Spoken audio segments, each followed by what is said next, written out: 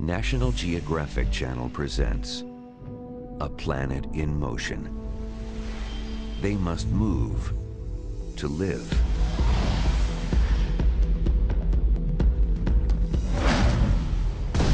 Only the strong or the lucky go on.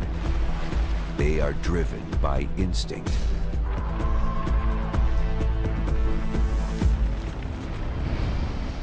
These are the stories of their journey.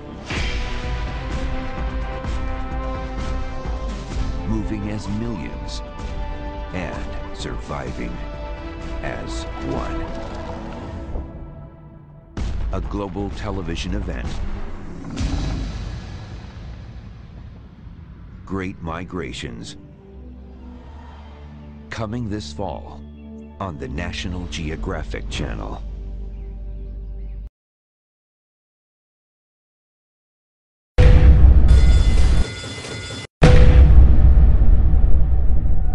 Of all the group hunters on Earth, these are among the biggest.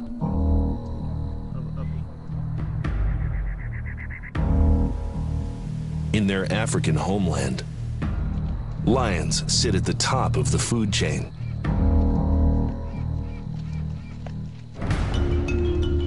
Females do most of the hunting, while males rest and protect territory. To survive, lions rely on teamwork. A time-tested strategy will be used against the warthogs. One female will get as close as possible and then drive the prey to another lurking in ambush.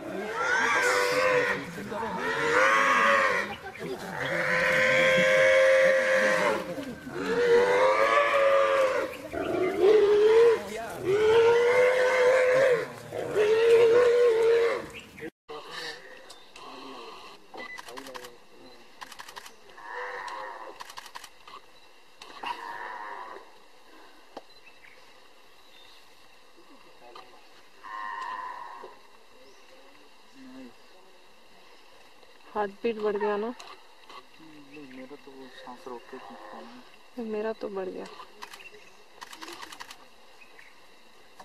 दया आ गई मुझे सुअर पे। मुझे तो यार tiger पे दया आ रही है कि धीरे बोलो। तो खा भी पाएगा इसको या नहीं। धीरे बोलो। यार टाइगर को भूख लगी थी तो खाना ही पड़ेगा ना इसको। अच्छा धीरे बोलो। दया आ गई।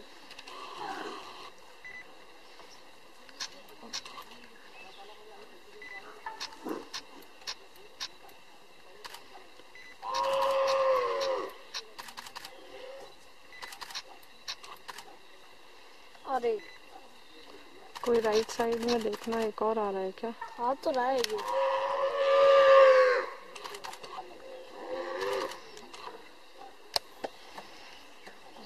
खा रहा है यार। बढ़ गया। अभी भी बोल रहा।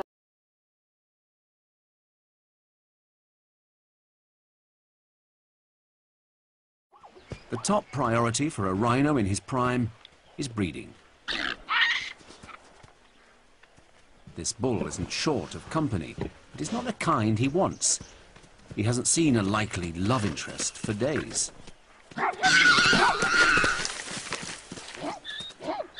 This waterhole is the centre of his universe, and in the dry season, a rare source of fresh water. It's his trump card, drawing thirsty visitors from miles around, including females. Female rhinos don't have territories of their own, but they sometimes group together as they drift through ranges held by different males. The more the merrier, as far as he's concerned.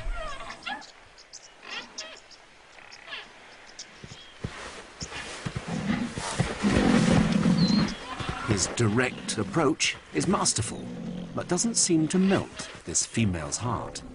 She's got a 2-year-old calf and is probably already pregnant with the next.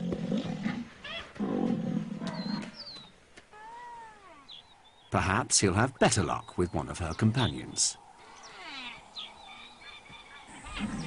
The male relies on scent to tell him if a female is in season, but her body language can speak volumes too. So far, he's been completely blanked, but he's keen to keep the females on his turf as long as possible, just in case things change.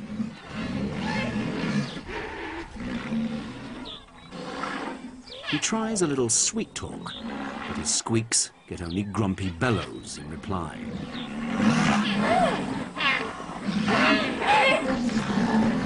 Rhinos can live 40 years or more, but a female can only produce 1 calf every 3. She's in season for only a couple of days, so opportunities to mate are few and far between. No wonder he doesn't give up easily.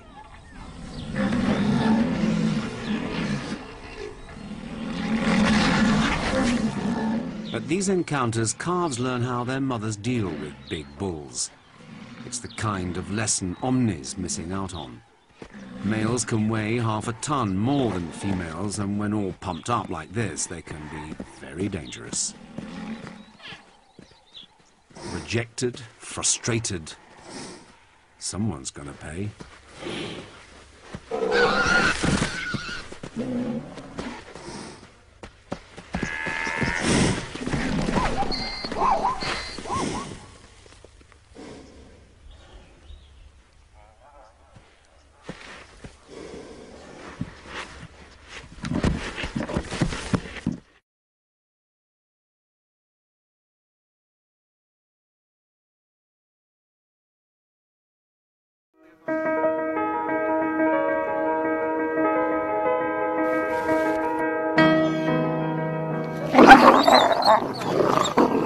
Wolf Park's a really unique place here in Indiana that a lot of people don't know about. And it was started back in 1972 by Dr. Eric Klinghammer. He was a professor at Purdue University in ethology, which is the study of animal behavior. I'm Holly Jaycox. I'm the managing director of Wolf Park. Wolf Park is a nonprofit organization with a facility with captive wolves and coyotes and foxes, and we're located in Battleground, Indiana. My name is Pat Goodman. I've been here at Wolf Park for 35 years, first as one of Dr. Klinghammer's graduate students, and then as his research associate and a curator here at the park. Well, at this time of year, aggression levels are higher than they are in the summer because wolves' hormonal profiles change throughout the year. As we approach winter, the wolves' hormonal profiles dispose them to be a bit more aggressive with each other. That doesn't necessarily mean that you automatically have more fights, but it does mean that they tend to have shorter fuses. Things bother them more and more quickly than they do in the summer. Within the pack, we see that there is a rank order, and by that we mean we can tell who shows deference to who. Right now in our pack, Tristan is the highest ranking wolf. All the other wolves, including Kaylani, the single female, show deference to him. Wolves will signal with facial expressions, with posture, and what we call body language. They will also signal through vocalizations, and they communicate information through scent as well. A wolf that is confident and trying to impress another wolf will tend to stand tall. It may raise its tail under the influence of excitement. If the wolf is feeling aggressively aroused, the hair along its spine tends to stand on end.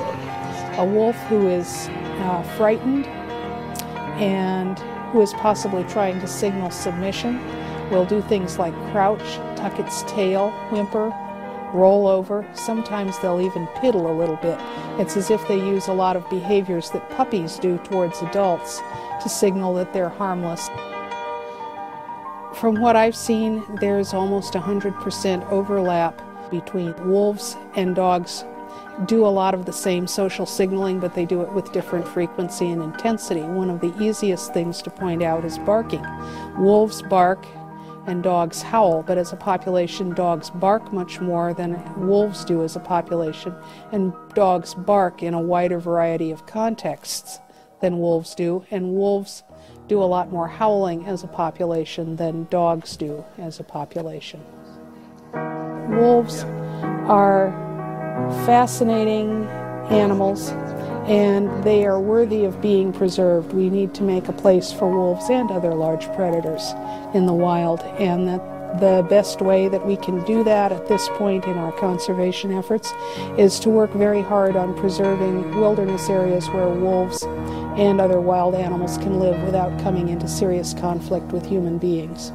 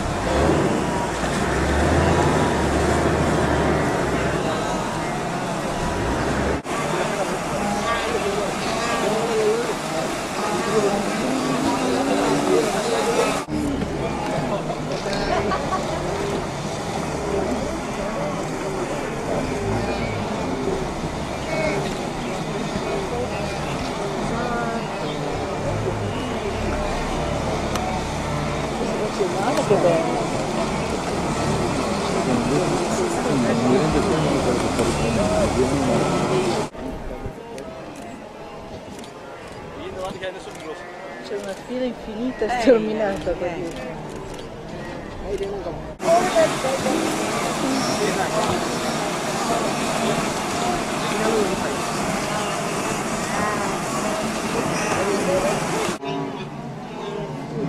No, nada che Vanno, vedi, col gruppo, aspettano la loro mamma. E anche delle mamme che aspettano i loro figli.